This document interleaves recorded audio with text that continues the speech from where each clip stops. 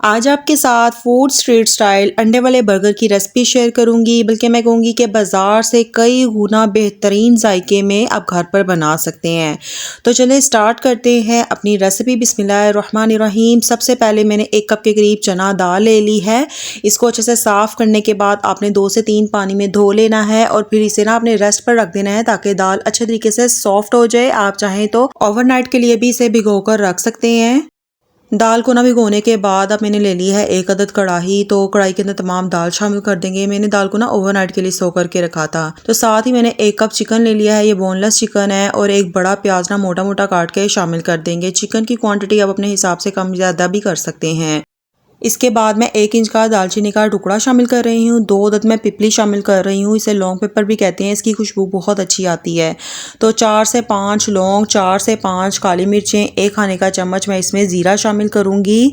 इसके बाद मैं इसमें नमक शामिल करूँगी 1 खाने का चम्मच, दरा मिर्च मैं इसमें शामिल करूँगी 1 खाने का चम्मच, हल्दी इसमें शामिल करेंगे ½ टी स्पून, सूखे धनिए का पाउडर इसमें शामिल करेंगे 1 खाने का चम्मच। इसके बाद मैं लाल मिर्च का पाउडर शामिल करूंगी 1 टीस्पून।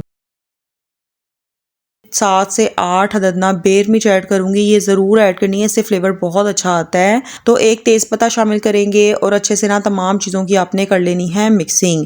साथ ही लहसुन अदरक का पेस्ट भी शामिल कर देंगे 1 खाने का चम्मच। फिर अच्छे से मिक्स करेंगे और पानी की क्वांटिटी ना आपने बहुत ध्यान से शामिल करनी है। अक्सर लोग पानी बहुत ज़्यादा ऐड कर देते हैं जिससे उनके कबाब ना हैंडल नहीं होते, बहुत ज़्यादा लिक्विडी हो जाते हैं। तो बस अच्छे से मिक्स करेंगे और मैं तकरीबन इसमें ना 2 से ढाई कप के करीब पानी शामिल करूंगी और इसे पकने के लिए ना चूल्हे पे चढ़ा देंगे ताकि दाल अच्छे तरीके से गल जाए। दाल तकरीबन ना 35 से 40 मिनट में अच्छे से गल जाती है। तकरीबन 40 मिनट के बाद ये देखिए दाल भी अच्छे तरीके से गल चुकी है और पानी भी तमाम ड्राई हो गया है, क्योंकि मैंने ना पानी बहुत कम क्वांटिटी में ऐड किया था। तो अगर आप प्रेशर कुकर का इस्तेमाल करेंगे ना तो पानी आपने और कम इसमें ऐड करना है। और ये देखें दाल अच्छे से गल गई है।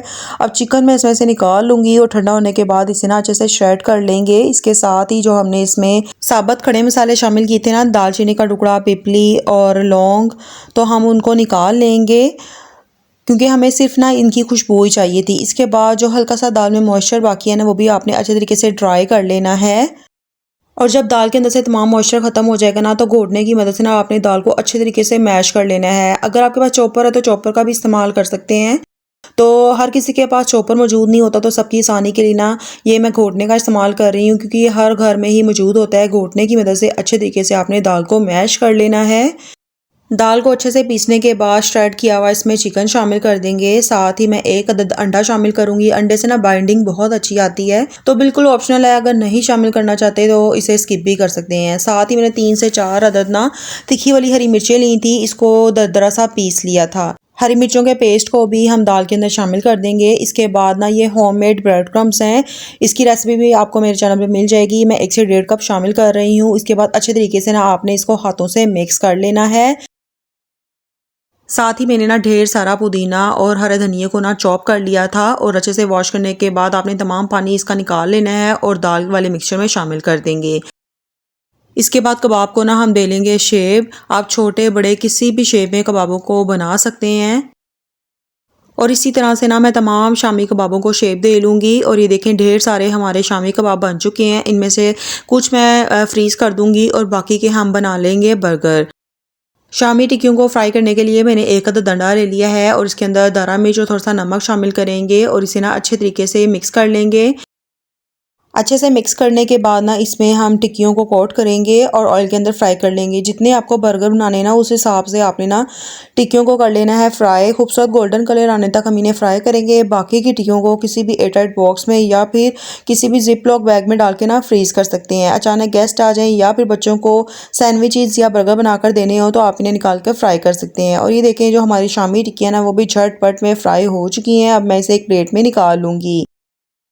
तमाम टिक्कियाँ तो फ्राई हो चुकी हैं। अब हमने अंडे फ्राई कर लेने हैं। तो बाकी का बचा हुआ जो अंडा था ना उसी के अंदर मैं मज़ीद 2 अदद अंडे शामिल कर रही हूँ और दरा मिर्च और नमक शामिल करेंगे और अच्छे से मिक्स करने के बाद अंडों को हम कर लेंगे फ्राई। अगर आपको ये रेसिपी थोड़ी सी भी अच्छी लगी है तो लाइक और शेयर ज़रूर कीजिएगा। चैनल पे न्यू है तो सब्सक्राइब करना तो बिल्कुल ना भूलिएगा। इसके साथ ही मैंने 5 से 6 अदद बर्गर बन भी ले लिए हैं। इनको सेंटर में से ना आपने छुरी की मदद से काट लेना है। आप चाहें तो गोल वाले बर्गर भी बना सकते हैं।